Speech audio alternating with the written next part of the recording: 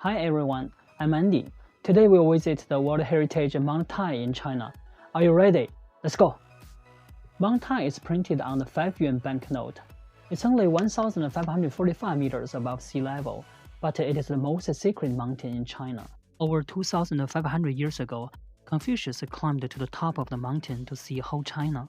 There was a stone tablet left on the mountain top. It wrote, "The place where Confucius saw the small world." He climbed Mount Tai to learn the ritual ceremony of worshipping heaven. In ancient China, the emperor was not elected by the people. He was chosen by heaven, so the emperor was called the Son of Heaven. Heaven is God, so Chinese people, we don't say, "Oh my God." We say, 我的天哪, my heaven.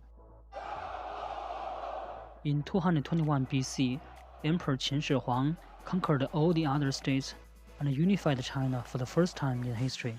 He is the emperor who commanded the terracotta army in his afterlife. In 219 BC, the first emperor of China worshipped heaven on the top of Mount Tai. He reported his great achievement to heaven and showed his legitimacy to all the people. Why did the emperor choose Mount Tai to worship heaven? Because it is near the east to the sea. It's the first place to see sunrise in China.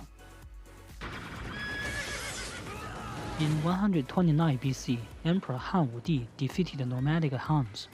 He expanded the territory and enlarged the influence of China to further west. In 110 BC, in order to show his military power and frighten the Hans, Emperor Han Wudi worshipped heaven on Mount Tai. He prayed, "I humbly succeed the honored throne.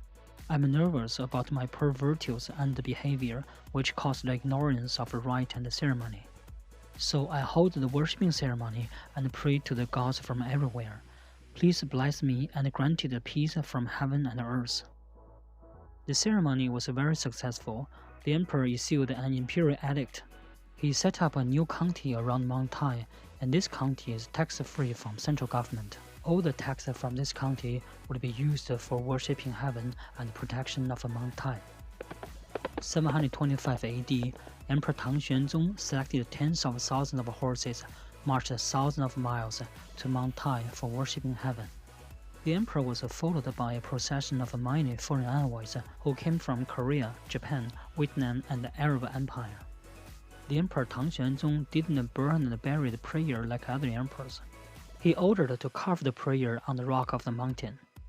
The emperor was very satisfied, so he promoted all the officials who attended the ceremony.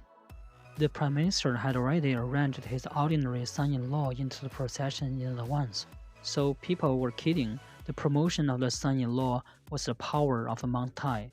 Since then, Taishan, Mount Tai, became a nickname for a father-in-law in China. In China, you will see some stone tablets at the crossroad.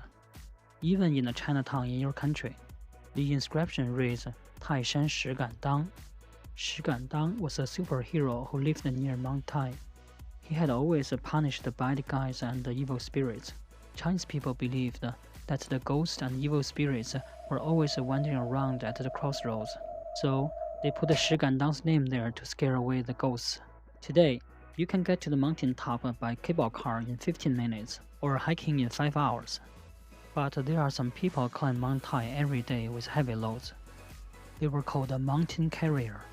With 80 kilo goods, over 6,000 stone steps, 365 days, step by step. In Mission Impossible 7, they built a ramp on the cliff in Norway. Everything was built up by helicopter. China is an old country. Chinese people are hardworking and diligent. They not only built the railway across the United States, but also built the 1,000 years of splendid civilization. This is the spirit of Chinese people.